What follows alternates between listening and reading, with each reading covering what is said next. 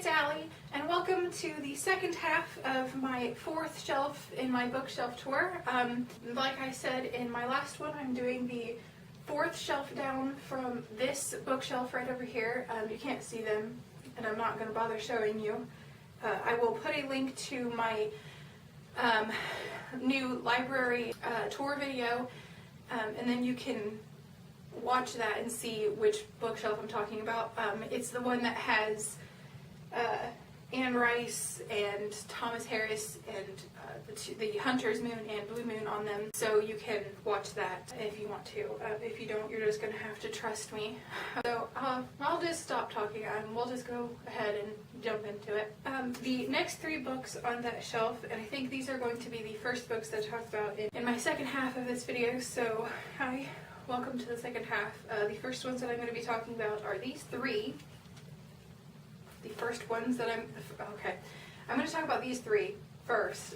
They're all by Julie Ann Walker, and they are in the Black Knight Ink series that she has.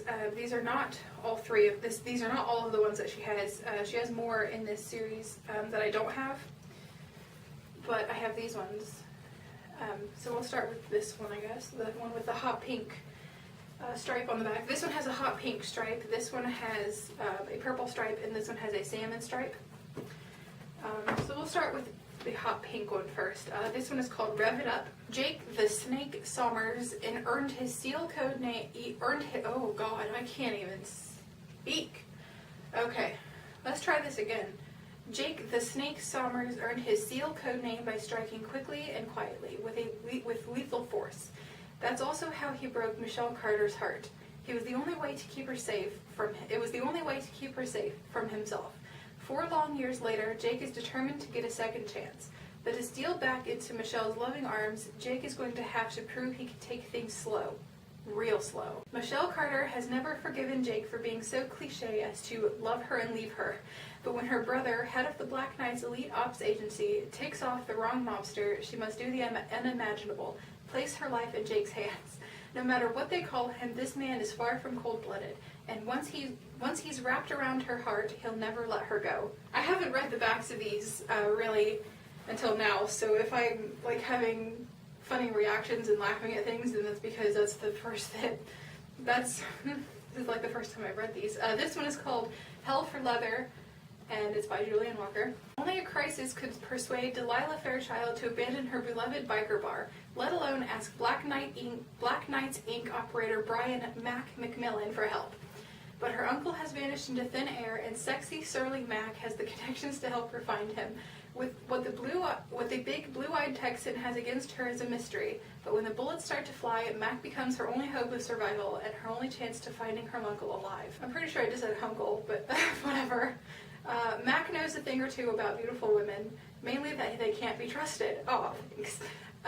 Throwing a ticking clock, I'm telling you. Throw in a ticking clock, a deadly terrorist, and some missing nuclear weapons, and a man just might find himself on the wrong end of the gun. But facing down danger with Delilah is one passion-filled thrill ride. These are going to be really good. I can just tell. This one is the salmon-colored one, and each of them has the names, the big, bold words right there have the color of the back stripe on them as well, so that's really cool. This one has salmon. This one's called In Rides Trouble. The trouble has the salmon. There's the salmon, which is a really actually nice color, that salmon. Okay, Becky Rebel Reichardt never actually goes looking for trouble. It just has a tendency to find her. Like the day Frank Knight showed up at her door, wanting to use her motorcycle shop as a cover for his elite special ops team. This actually might be the first one, because that's what it's sounding like. But Becky prides herself on being able to hang with the big boys. She can weld, drive, and shoot just as well as any of them. Oh God, she's gonna get herself in big trouble. Munitions, missiles, and mayhem are Frank's way of life. The last thing the ex-SEAL wants is for one brash blonde to come within 50 feet of anything that goes boom. Yet it's just his rotten luck when she ends up in a hostage situation at sea. Come hell or high water, he will get her back, whether she says she needs him or not. Oh, that's gonna be good.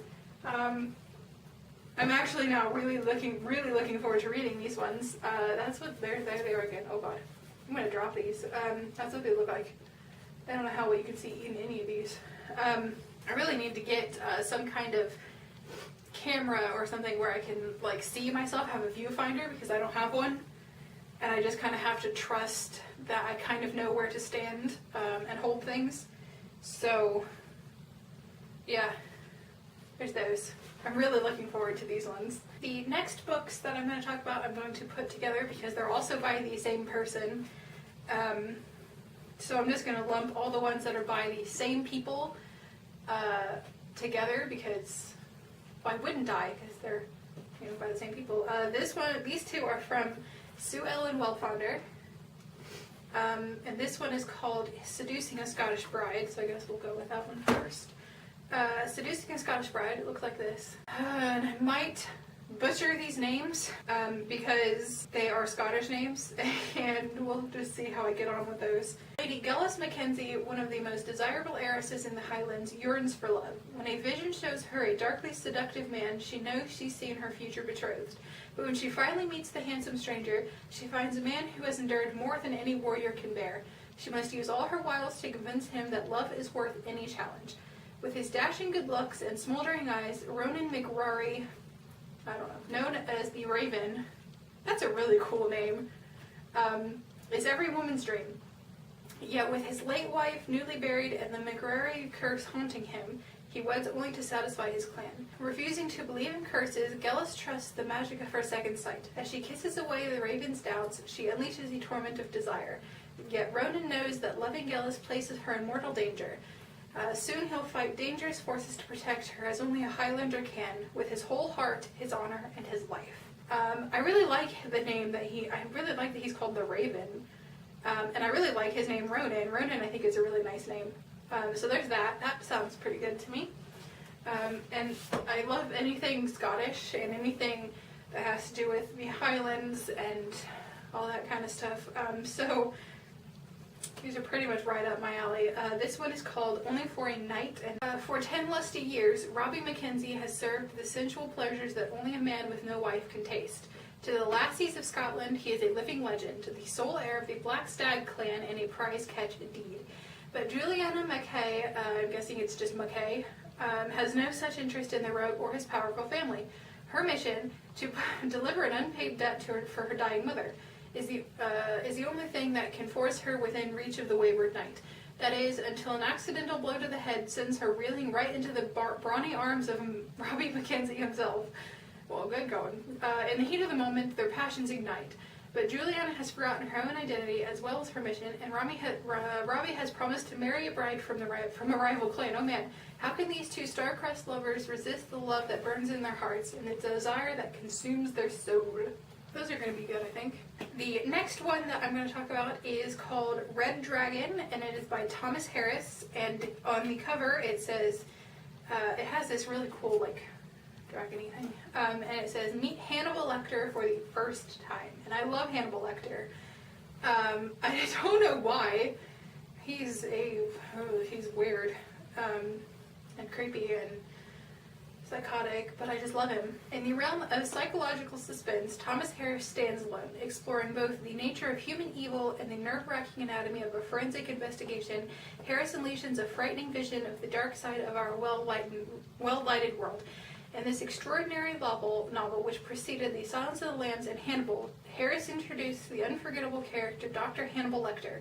And in it, Will Graham, the FBI man who hunted Lecter down, risks his sanity and his life to duel a killer called the Red Dragon.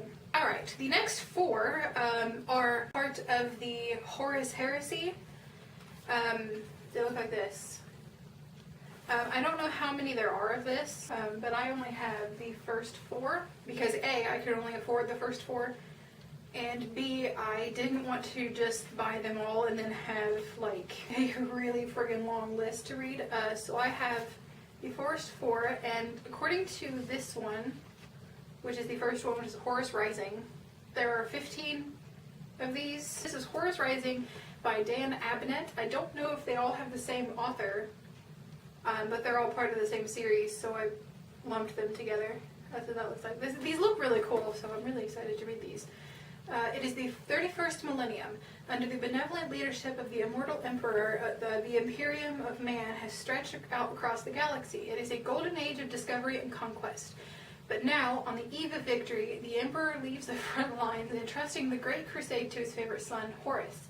Promoted to War Master, can the idealistic Horus carry out the Emperor's grand plan, or will this promotion sow the seeds of heresy amongst his brothers? Horus Rising is the first chapter in the epic tale of the Horus Heresy, a galactic civil war that threatens to bring about the extinction of humanity. The second one is called False Gods, and it is by Graham McNeil.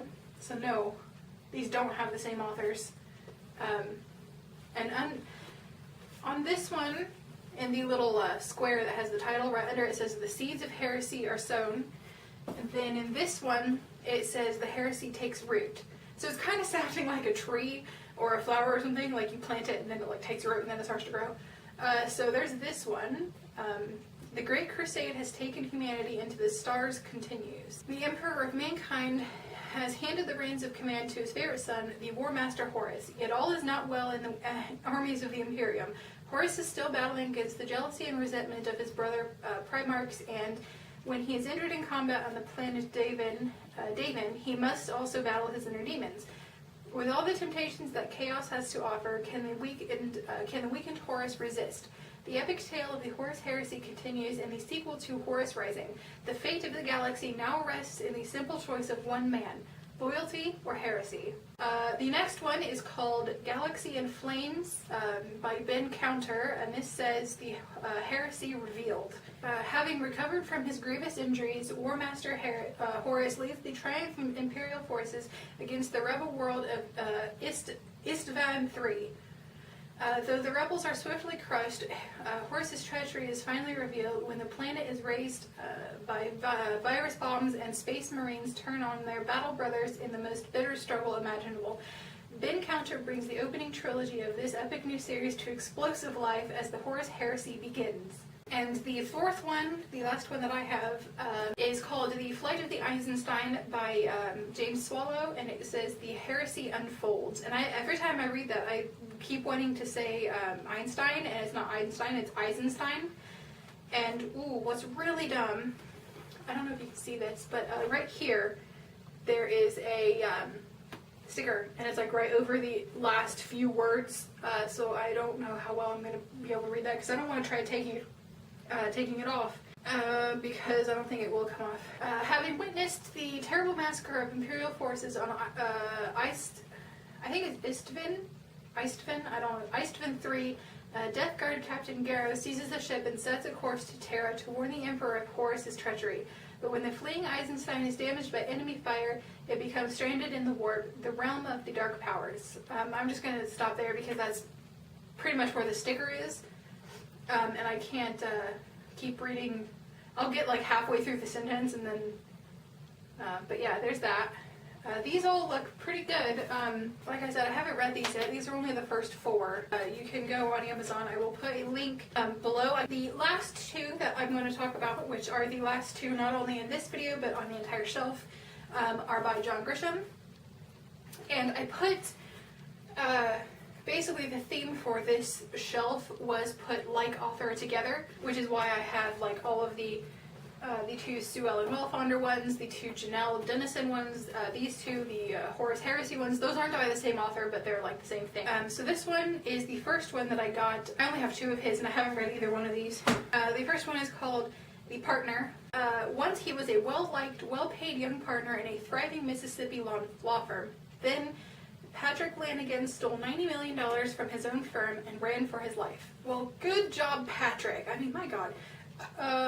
For 4 years, he evaded men who were rich, powerful, and would stop at nothing to find him. Then, inevitably, on the edge of the Brazilian jungle, they finally tracked him down. Now Patrick is coming home, and in the Mississippi city where it all began, an extraordinary trial is about to begin. As prosecutors circle like sharks, as Patrick's lawyer prepares his defense, as Patrick's lover prays for his deliverance, and his former partners wait for their revenge, another story is about to emerge. Because Patrick Lanigan, the most reviled white-collar criminal of his time, knows something that no one else in the world knows. He knows the truth. Next one is called The Runaway Jury, which is now a major motion picture apparently. They are at the center of a multi-million-dollar legal hurricane. 12 men and women who have been investigated, watched, manipulated, and harassed by high-priced lawyers and consultants who will stop at nothing to secure a verdict. Now the jury must make a decision in the most explosive civic trial of century. A precedent-setting lawsuit against a giant tobacco company, but it's tobacco company. But only a handful of people know the truth, that this jury has a leader and the verdict belongs to him. He is known only as juror number 2, but he has a name, a past, and he has planned his every move with the help of a beautiful woman on the outside. Now, while a corporate empire hangs in the balance, while a grieving family waits, and while lawyers are plunged into a battle for their careers, the truth about juror number 2 is about to explode in a crossfire of greed and corruption, and with justice fighting for its life. Alright, that's going to do it for this second half of the 4th shelf in my in-depth bookshelf tour. I hope you enjoyed this video. I hope one or more of these books have sounded good to you. I haven't read most of the books that are on this particular shelf, so I guess I'll get to those at some point in time.